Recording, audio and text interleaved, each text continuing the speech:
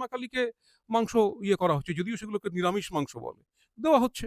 আবার অন্য মাংস আর নিরামিষ হয়? না, মানে সাধারণভাবে মানে আমিষ নিরামিষের যে তার যে বৈজ্ঞানিক যে তফাৎ, তাতে মাংস নিরামিষ নয়। Marvin Harris cows pigs wars and witches বলে একটা অসাধারণ বই আছে। সেখানে তিনি গবেষণা করেছেন যে মুসলমানদের এই শুয়োর না খাওয়াটা, এটা কোথা থেকে এলো, কিভাবে এলো, কেন এলো। বলছি, ঈশ্বর এবং ভগবান এই দুটোর মধ্যে কি পার্থক্য রয়েছে? না না, মানে একই প্রতিশব্দ তো। এ- বিভিন্ন ভাষাতে এই ভগবানের যে কনসেপ্ট, হ্যাঁ। হ্যাঁ, সে ঈশ্বর বলুন, ভগবান বলুন, গড বলুন, আল্লাহ বলুন, তার বেসিক কনসেপ্টটা হচ্ছে সেম। যে একজন খুব, মানে তার অনেক ক্ষমতা, তিনি জগৎ হয়তো সৃষ্টি করেছেন, এবং জগতে যা যা ঘটে, জগতে যা যা ঘটে সেটা, সেগুলো সমস্ত তিনি ঘটান। এবং আহ, আমরা যদি কোনো বিপদে পড়ি, তাহলে তার কাছে প্রার্থনা করলে তিনি সেটা উদ্ধারকর্তা। তিনি উদ্ধার করেন, তিনি সেই সমস্যার সমাধান করেন।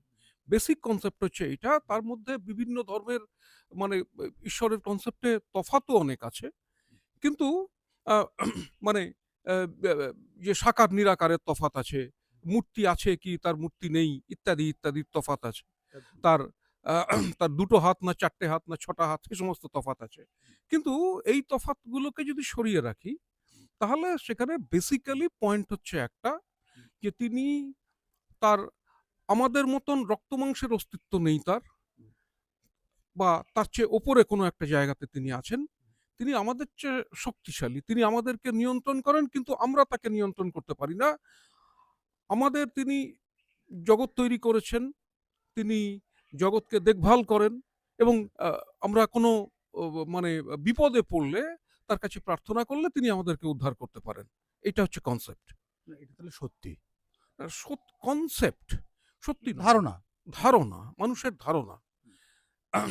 মানুষের অনেক রকমের ধারণা থাকে।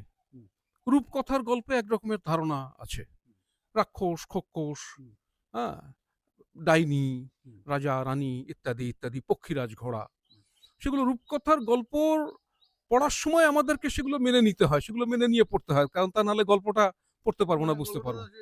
আবেগটা আসে না। হ্যাঁ, সেটা হবে না। তো সেই রকম এটা, এগুলো এগুলো তো ছিল এক সময়। মানে যারা ভগবানের ভক্ত, তারা তো বলেন ভগবান ছিলেন, চিরকাল ছিলেন, আজও আছেন, ভবিষ্যতেও থাকবেন। হ্যাঁ। কিন্তু আসলে নেই। এগুলো ওই রূপকথার পক্ষীরাজ ঘোড়ার মতন। শেষ পর্যন্ত এসে বলছেন নেই, নেই। ভগবান নেই। না, নেই। এই হ্যাঁ, যে সত্যি। ঠাকুর, আমাদের এত ঠাকুর। না, আমাদের ঠাকুর এগুলো সবই আমাদের বিশ্বাস। আমরা তাকে কিরকম দেখতে সেটা ঠিক করেছি, ঠিক করে তার একটা মূর্তি তৈরি করেছি, সেই মূর্তিটাকে পুজো করবার এক ধরনের ট্র্যাডিশন আছে। তাই সেগুলোকে কিভাবে পুজো করব, কি করলে তিনি তুষ্ট হবেন, তার কত কত রকমের ট্র্যাডিশন আছে। কোনো কোনো কোনো দেবতা হয়তো তাকে, মানে আমিষ দিলে তিনি খুব রেগে যান, তিনি নিরামিষাশী। হরি হরি ঠাকুর। হ্যাঁ, সাধারণত, মানে ভারতীয় হিন্দুদের মধ্যে সাধারণত যা থাকে, বা বাঙালি হিন্দুদের মধ্যে, কিন্তু অন্য অনেক আছেন। বাঙালি হিন্দুদের মধ্যেই মা কালী আছেন, মা কালীকে মাংস করা হচ্ছে, যদিও সেগুলোকে নিরামিষ মাংস বলে, দেওয়া হচ্ছে। আবার মাংস অন্য মাংস আর নিরামিষ হয়?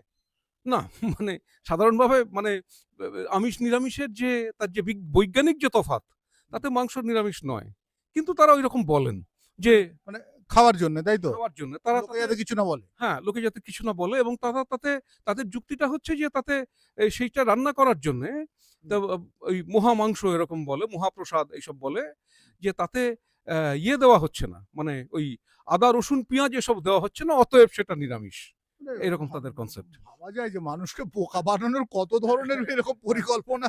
হ্যাঁ, হ্যাঁ, হ্যাঁ, হ্যাঁ, হ্যাঁ। হ্যাঁ, হ্যাঁ। তো মানে মাংসটা যেহেতু আদা রসুন দিচ্ছে না, সে নিরামিষ। সেটা সেটা নিরামিষ। এটা তারা তারা মনে করেন।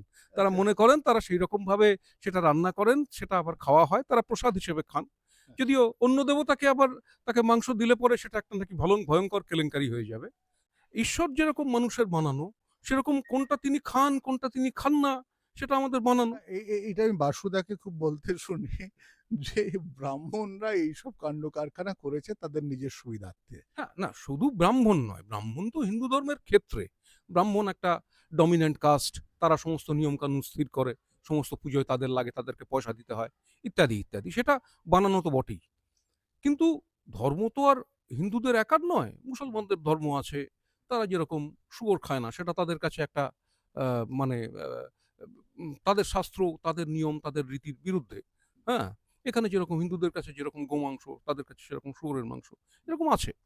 আহ, অন্য অন্য জাতির কাছেও নির্দিষ্ট কিছু খাবার সেটা তারা খাবে না, সেরকম আছে। কিন্তু এইগুলো সে হিন্দু হোক, মুসলমান হোক, খ্রিস্টান হোক, ইহুদি হোক, যাই হোক, এই নিয়মগুলো মানুষের বানানো। মুসলমানরা যেরকম শুয়োর খায় না, সেটা কেন খায় না তাই নিয়ে কিন্তু অ্যানথ্রোপোলজির গবেষণা আছে। হ্যাঁ, ফ্লোরিডা ইউনিভার্সিটির anthropologist Marvin Harris cow pigs wars and witches বলে একটা অসাধারণ বই আছে, সেখানে তিনি গবেষণা করেছেন যে মুসলমানদের এই শুয়োর না খাওয়াটা এটা কোথা থেকে এলো, কিভাবে এলো, কেন এলো। তিনি গবেষণা করে যেটা বলেছেন সেটা হচ্ছে যে আচ্ছা, যে এই সাবজেক্ট নিয়ে আমরা আলাদা একটা এপিসোডে যেতে পারি।